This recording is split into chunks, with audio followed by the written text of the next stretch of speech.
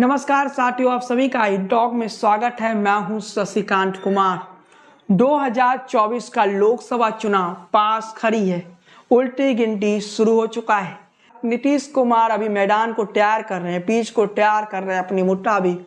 और नीतीश जो चाहते हैं वो नीतीश कुमार ये चाहते हैं कि पूरा विपक्ष एकजुट हो जाए और बीजेपी को रोकने का ये सबसे अच्छा मार्ग है नीतीश के लिए। लेकिन कहानी इसके उलट है। नीतीश प्रयास तो करेंगे लेकिन नीतीश को सफलता नहीं मिलेगा। नीतीश लाख कोशिश कर ले, नीतीश कुमार को सफलता नहीं मिलेगा। हम ऐसा क्यों कह रहे हैं तो इसके पीछे की वजह समझ लीजिए। नीतीश उत्तर प्रदेश में MSC फॉर्मूला पर काम कर रहे हैं। MSC फॉर्मूला क्या है वो भी मैं बता देता हूँ। MSC फॉर्मूला का मतलब है मायावती, अखिलेश और कांग्रेस। इस फॉर्मूला के अनुसार नीतीश कुमार उत्तर प्रदेश में काम कर रहे हैं कि तीनों पार्टियों को एकजुट कर दिया जाए बीजेपी के खिलाफ। पिछली बार ये तीनों पार्टी एकजुट नहीं हुई थी, लेकिन दो पार्टी तो एकजुट हुई थी।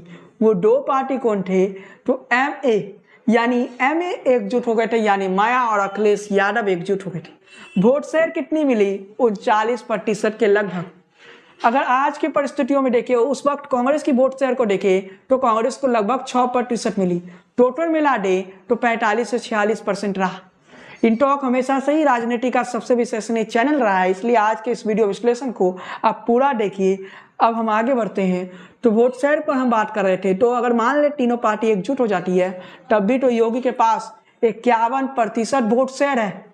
योगी के पास अगर 51% वोट शेयर है तो मने आप समझ सकते हैं कि कहानी क्या होगा। उत्तर प्रदेश में हाल के दिनों में अतीक अहमद के साथ जो हुआ या अतीक अहमद के बेटे का एनकाउंटर हुआ, उस कहानी को अगर आप देखिएगा तो उन परिस्थितियों में ये लगता है कि मुस्लिम वोटर बीजेपी को वोट नहीं देगा, हिंदू वोटर बीजेपी के साथ खड़ा हो जाएगा। योगी तो सीधे कहते हैं कि 80% हमारे साथ है, 20% उधर है, यानी 20% जो है वो उस तरफ है, विपक्ष की तरफ है। अब योगी ये भी उस समय ही एक चुनाव के बयान में कहा था कि 20% पर भी बंटवारा है। वो 20% भी उनके नहीं है, क्योंकि 20% अलग अलग पार्टियों में बंट जाएगी। योगी के कहने का अर्थ है कि कुछ मुस्लिम वोटर मायावती में चले जाएंगे, कुछ मुस्लिम वोटर अखिलेश यादव में चले जाएंगे, कुछ मुस्लिम वोटर कांग्रेस में चले जाएंगे। तो नीतीश कुमार ने एक नया फॉर्मूला लेके आए अखिलेश के सामने। वो फॉर्मूला क्या है नीतीश के अनुसार कि MSC, उस फॉर्मूला का नाम रखा नीतीश कुमार ने MAC।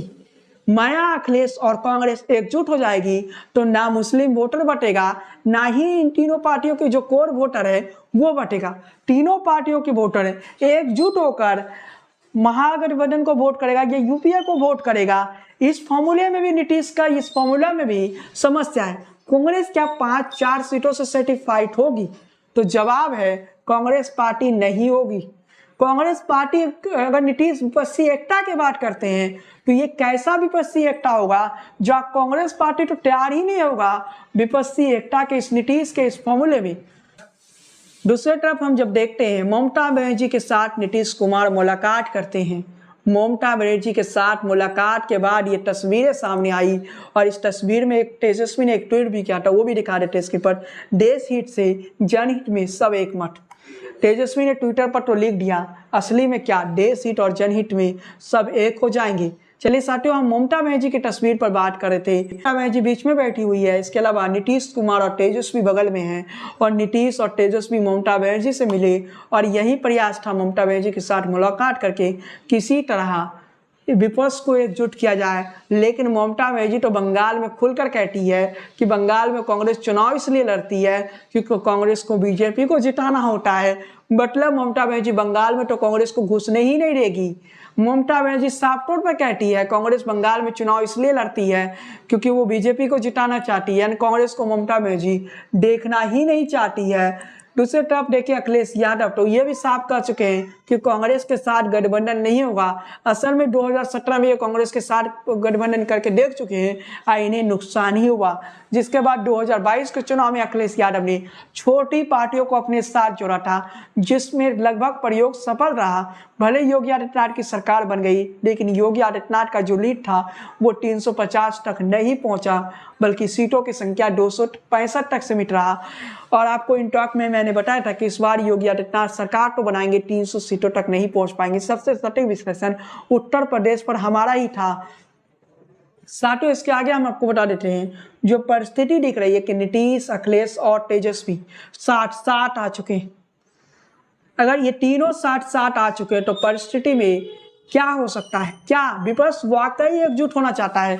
आखिर विपक्ष एकजुट होना चाहता है तो क्यों एकजुट होना चाहता है? क्या विपक्ष की भी कुछ मजबूरियां है? तो समझिए, विपक्ष की सबसे बड़ी मजबूरी ये है कि अगर विपक्ष एकजुट नहीं होता है तो 2024 के लोकसभा चुनाव के बाद विपक्ष नाम का कोई चिड़िया इस देश में बचेगा ही नहीं। मतलब सारे विपक्ष को खत्म कर दिया जाएगा 2024 के लोकसभा चुनाव के बाद। उसके बाद देश में वन पार्टी सिस्टम हो जाएगा। इस बात का एहसास इस वक्त सारे विपक्षी पार्टियों को है। दूसरा वजह विपक्ष को एकजुट होने का कि विपक्षी पार्टी ये सोच रहे हैं कि अगर आप एकजुट नहीं हुए, मोदी तीसरी बार आएंगे तो समझ लीजिए इन सारे लोगों को सीबीआई, ईडी इसी तरह से परेशान करेगा और मोदी के हौसला और नरेंद्र मोदी का हौसला और बढ़ जाएगा। उसका नरेंद्र मोदी इन विपक्षी नेताओं को जिन पर भ्रष्टाचार के आरोप लगे उन सभी लोगों को जेल में डाल देंगे। आप समझ सकते हैं कहानी किस रूप जा रहा है। ईडी, सीबीआई का डर से विपक्षी पार्टी एकजुट हो रहे हैं। साउथ की बात करें तो वहां बीजेपी को कामयाबी मिल सकती है क्योंकि साउथ में बीजेपी इस बार मजबूत रहेगी। केरला की बात करें तो वहां मुस्लिम आबादी बढ़ रही है, लेकिन केरला में मुस्लिम वोटर अगर बीजेपी के खिलाफ भी रहती है, अगर वहां के जो हिंदू वोटर है वो बीजेपी के साथ आ जाती है तो इसके बाद केरला में बीजेपी को कामयाबी मिल सकती है।